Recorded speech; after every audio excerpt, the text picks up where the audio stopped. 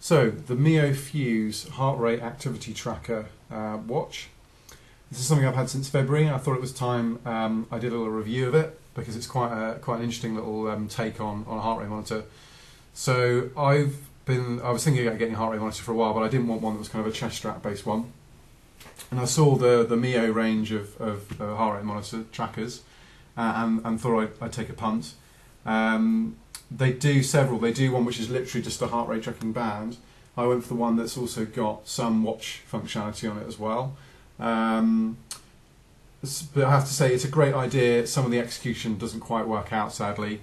The charger, it's quite a neat little nifty USB based charging device, but it's not been brilliantly thought through because it doesn't really work. The idea is you're supposed to be able to do this, put it down like this, and it's supposed to kind of stay in place. In reality, what I find happens is this just ends up coming off.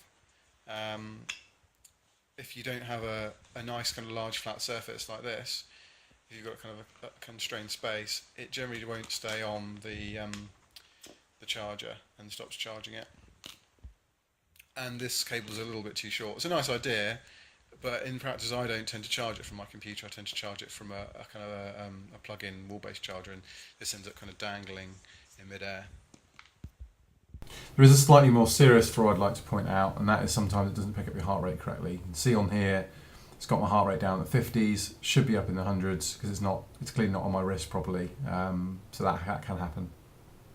To be fair, there are some ways to kind of prevent that from happening. The instructions do suggest when cycling to have it on the bottom of your arm, so have it kind of, because as you're cycling along your kind of wrists more like that, which means this is the kind of the better side of your wrist to pick up blood flow and therefore your heart rate.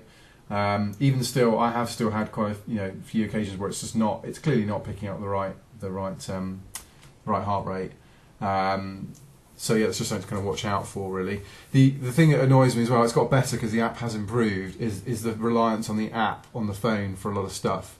So examples of that are you can only set the time on the watch using the app, which to be honest, I'd like it to be a bit more standalone. If it's going to be a watch, I should better do some of that sort of stuff without having to pull out an app. It can also run out of space, so I don't tend to use the app that much. I tend to just use it paired with my Garmin on for bike rides.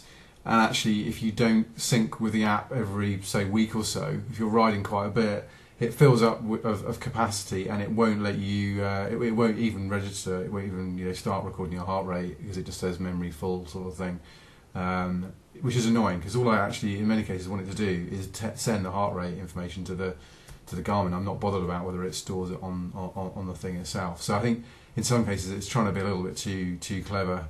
I'd actually prefer it was an activity tracker, step tracker, but the heart rate monitoring capability. I just want that sent to my Garmin. I'm not fussed if that's stored or not. So bit of product feedback there for Mio if you're watching. Anyway, overall, look, don't take this to be a bad review by any means. What I wanted to do was, because I was quite curious about this product before I purchased it, but I couldn't really find any information about it online. I just thought I'd put together a few highlights of the product. It's really clever the way it uses the kind of optical sensing of your blood flow to do the heart rate, and when you've got it in the right place on your wrist, it works well, and it's pretty light. Battery life's good. I've done 12-hour bike rides with this, and it's survived.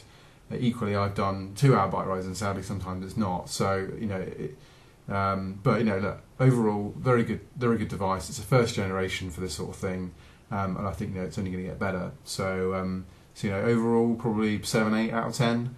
So there's a bit of room for improvement, but it's a good bit of kit.